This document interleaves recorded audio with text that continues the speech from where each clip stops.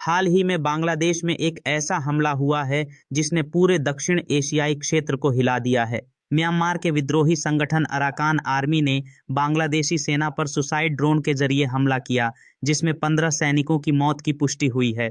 यह हमला भारत के लिए भी कई मायनों में अहम है, क्योंकि यह क्षेत्रीय स्थिरता और भारत की रणनीतिक परियोजनाओं पर प्रभाव डाल सकता है। बांग्लादेश और म्यांमार की सीमा पर स्थित अराकान आर्मी को म्यांमार की सेना ने विद्रोही संगठन घोषित कर रखा है।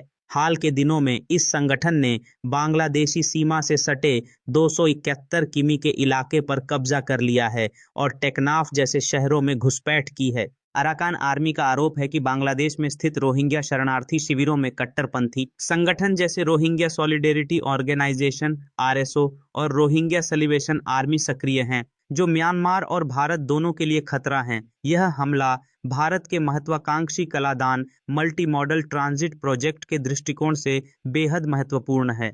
यह परियोजना भारत के पूर्वी बंदरगाहों को म्यांमार के रास्ते भारत के उत्तर पूर्वी राज्यों से जोड़ती है। यदि अराकान आर्मी और बांग्लादेश के बीच संघर्ष जारी रहता है तो इस परियोजना पर असर पड़ सकता है। बांग्लादेश भारत का रणनीतिक साझेदार है। बांग्लादेश पर दबाव बढ़ने से न केवल सीमा सुरक्षा प्रभावित होगी, बल्कि भारत के लिए उत्तरी पूर्वी इलाकों में स्थिरता बनाए रखना भी चुनौती बन सकता है। इस हमले में इस्तेमाल किए गए ड्रोन कथित तौर पर चीन द्वारा प्रदान किए गए थे। चीन म्यांमार और बांग्लादेश दोनों में अपनी प्रभावशाली पकड़ बनाए रखना चाहता है। ऐसे में भारत के लिए जरूरी है कि वह इस क्षेत्र में अपने हितों को सुरक्षित रखने के लिए सतर्क रहे। खबरों के मुताबिक अराकान आर्मी भारत से हाथ मिलाने की कोशिश कर रही है। इसका उद्देश्य म्यांमार की तानाशाही सरकार और बांग्लादेश दोनों पर दबाव बनाना है। यदि ऐसा होता है तो यह भारत के लिए रणनीतिक रूप से लाभकारी हो सकता है। बांग्लादेश की मोहम्मद यूनुस सरकार ने इस हमले पर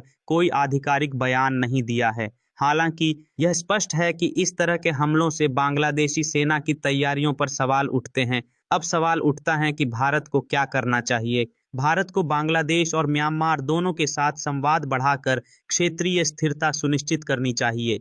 चीन की गतिविधियों पर पैनी नजर रखनी होगी, ताकि वह इस क्षेत्र में भारत के प्रभाव को कमजोर न कर सके। बांग्लादेश पर हुआ यह हमला केवल एक देश का मामला नहीं है, बल्कि यह पूरे दक्षिण एशिया की सुरक्षा और स्थिरता के लिए खतरा है। भारत को इस स्थिति में अपने हितों की रक्षा के साथ साथ क्षेत्रीय शांति बनाए रखने के लिए सक्रिय भूमिका निभानी होगी। जय हिंद।